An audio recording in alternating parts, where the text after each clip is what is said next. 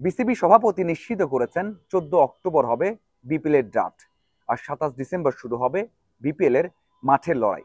যে 7টা দল খেলবে সেটাও নিশ্চিত করেছেন। 3টা নতুন মালিকানার দল আসছে সেটাও জানিয়েছেন। তবে কোন তারকা কোন ক্যাটাগরিতে খেলবেন, তারকাদের পারিশ্রমিক কেমন হবে এবং বিদেশি তারকা আসবে কিনা সেই সব কিন্তু এখনো নিশ্চিত হয়নি বা বিসিবি ঠিক করতে পারেনি। তবে একের পর এক মিটিং চলছে, একটা সঠিক সিদ্ধান্তের জন্য অপেক্ষা করছে। কারণ যে কোনো এক পক্ষ থেকে সিদ্ধান্ত নিলে হবে না, সবার সাথে কথা বলে একটা সঠিক সিদ্ধান্ত নিতে হবে। কারণ একটা ক্রাইসিস মোমেন্ট যাচ্ছে, আর্থিক সমস্যাটা রয়েই যাচ্ছে। কিছু আপডেট অবশ্যই পেয়েছি, আমার এই ভিডিও দেখলে আপনারা হয়তো কিছু আপডেট পেয়ে যাবেন। প্রথমে জানাতে চাই যে 3টা নতুন মালিকানা এসেছে তাদের কথা। প্রথমে ঢাকা নবাবের কথা বলতে হয় যে এই দলটা নিয়ে অনেক হাইপ আছে, কারণ ঢাকার দল, ঢাকা নবাব কিন্তু চ্যাম্পিয়ন স্পোর্টস নিয়েছে।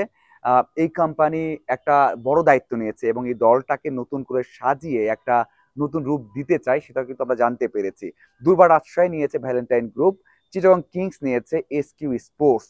এই স্কিউ স্পোর্টস কিন্তু আগেও ছিল, কিন্তু তাদের 3.5 কোটি টাকা বাকি ছিল।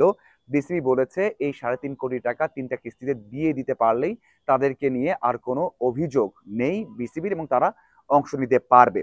সেই দিক থেকে বলতে হয় এই 3টা নতুন কোম্পানি নতুন ভাবে বিপিএল শুরু করতে চাই। আর বাকি যে 4টা আছে তারা কিন্তু গতবারও অংশ নিয়েছে। সেই 4টা হচ্ছে ফরচুন বরিশাল, গতবারের চ্যাম্পিয়ন, তামিম, মাহমুদুল্লাহ, মুশফিকের দল। সেটা কিন্তু ফরচুন সুজির আন্ডারেই থাকছে বা আগের মালিকানায় থাকছে। এরপর সিলেট স্ট্রাইকার্স থাকছে ফরচুন স্পোর্টস বাংলাদেশের অধীনে।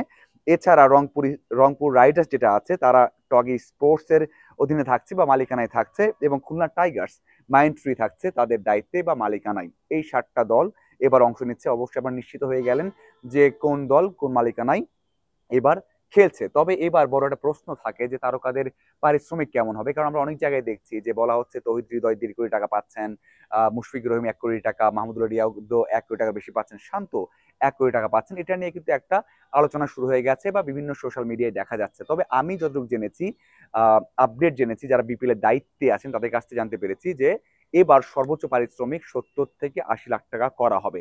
এমনটা নয় যে প্লেয়ারের দাম কমিয়ে দেওয়া হচ্ছে, কারণ এবার একটা ক্রাইসিস মোমেন্ট, অনেক কিছু চেঞ্জ হয়ে গেছে, মালিকানা চেঞ্জ হচ্ছে এবং দেশের এই পরিবর্তিত প্রেক্ষাপটে যারা এই দলগুলো দায়িত্ব নিয়েছেন তাদের বিজনেসের অবস্থা খুব একটা ভালো না, তাদের অনেক ক্ষতি হয়েছে। সেই দিক থেকে যেন একটা বিপিএল ভালোভাবে হয়, আর্থিকভাবে কোনো ঝামেলা না হয়, সেই দিক থেকেই কিন্তু এই একটা সিদ্ধান্ত নেওয়া হচ্ছে যে প্লেয়ারদের ক্যাটাগরিতে, যে যে ক্যাটাগরিতে আছেন, স্যালারিটা বা পারিশ্রমিকটা একটু কমিয়ে দিতে, যেন ফ্র্যাঞ্চাইজিগুলো আগ্রহী হয় এবং লসের সম্ভাবনা বা লসের সংখ্যা থেকে একটু একটু হলেও মুক্তি পায়। সেই দিক থেকে বলতে হয় যে হয়তোবা বিপিএল হোক সেই জন্যই তারকাদের বিসিবি এবং বিপিএল এর দায়িত্বে যারা আছেন তারাও কিন্তু এই জিনিসটা একসাথে আলোচনা করে সিদ্ধান্ত নিতে পারে, কারণ একটা বিপিএল না হলে তারকাদের অনেক লস।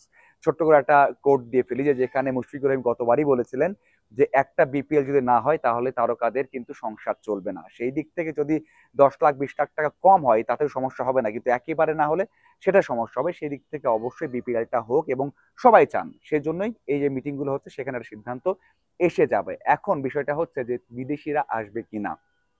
গতবার বিদেশিদের অনেক টাকা দেওয়া হয়েছে, যেমন আহ আমরা দেখেছি বাবর আজম অথবা রেজওয়ান, তাদেরকে একটা ম্যাচের জন্য 40 লাখ টাকা করে দেওয়া হয়েছে। তো এবার সেটা হবে কিনা, কারণ এবার সেটা অনেকেই চায় না। কারণ যারা আছে দায়িত্বে তারা বলছে যে এখন থেকে যারা কন্ট্রাক্ট শুরু করেছে, ওয়ার্নারের সাথে কন্ট্যাক্ট করেছিল এবং ডেভিড ওয়ার্নার বলেছেন যে একটা ম্যাচের জন্য হয়তো আরো বেশি টাকা চান। তবে একটা কোম্পানি বলেছে তাকে প্রত্যেকটা ম্যাচের জন্য $20,000 দেয়া হবে। এটাও কিন্তু কম নয়, বাংলাদেশি টাকায় প্রায় আহ 25 থেকে 26 লাখ টাকা হয়ে যায়।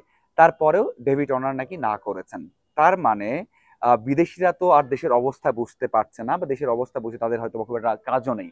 তারা চায় টাকা, তারা খেলতে চায়। এবং সেই দিক থেকে ডেভিড ওয়ার্নার যখন 30 লাখ টাকা একটা ম্যাচের জন্য চাইবেন, সেই আরো বড় বড় তারকা আছে তারা হয়তো আরো বেশি টাকা হাঁকাতে পারেন। একটা সমস্যা তৈরি হয়ে যাচ্ছে, যখন আবার আপনি দেশি তারকাদের টাকা কমাচ্ছেন তখন বিদেশিদের বেশি টাকাতে নিয়ে আসবেন, তখন কিন্তু দেশি তারকাদের আবার খারাপ লাগবে। কারণ আপনি যখন দেখবেন যে গতবার সাকিব আল হাসান 1,20 লাখ টাকার বেশি পেয়েছেন, এবার যদি আপনি মুশফিককে গতবার 1 কোটি টাকা দিয়েছেন, সেখানে যে মুশফিককে হয়তো আমরা 80 লাখ টাকা নিয়ে আসলাম, কিন্তু আমরা রিজওয়ানকে আবারও নিয়ে আসলাম সে 40 লাখ টাকা দিয়ে, সেখানে কিন্তু একটা মন ধরাধরি বিষয়টা চলে আসতেই পারে। সেজন্যই সবাই একটা মিটিং করছে এবং ভালোভাবে একটা সমাধান করার চেষ্টা করছে। তবে যে যেটাই বলুক না কেন, এবারে বিপিএলটা সবাই মন থেকে চাক ভালোভাবে হোক এবং আহ, স্বচ্ছ এবং ভালো একটা আয়োজন হোক, যেটা কিনা অনেক বড় একটা চ্যালেঞ্জ। দেখা যাক, আরো বেশি আপডেট আমি পেয়ে যাব কয়েকদিনের মধ্যে, তখন আরো বেশি আপডেট নিয়ে আপনাদের সামনে হাজির হয়ে যাব। আজকে যে ভিডিওটা করলাম এখান থেকে হয়তো আপনারা কিছুটা আপডেট পেয়ে গেছেন। ধন্যবাদ সবাইকে সাথে থাকার জন্য। আশা করি এমন আরো আপডেট নিয়ে হাজির হয়ে যাব এবং বিশ্লেষণ নিয়ে হাজির হয়ে যাব। আপনারা আমার ফেসবুক পেজ এবং ইউটিউব ফলো রাখবেন। ধন্যবাদ সবাইকে।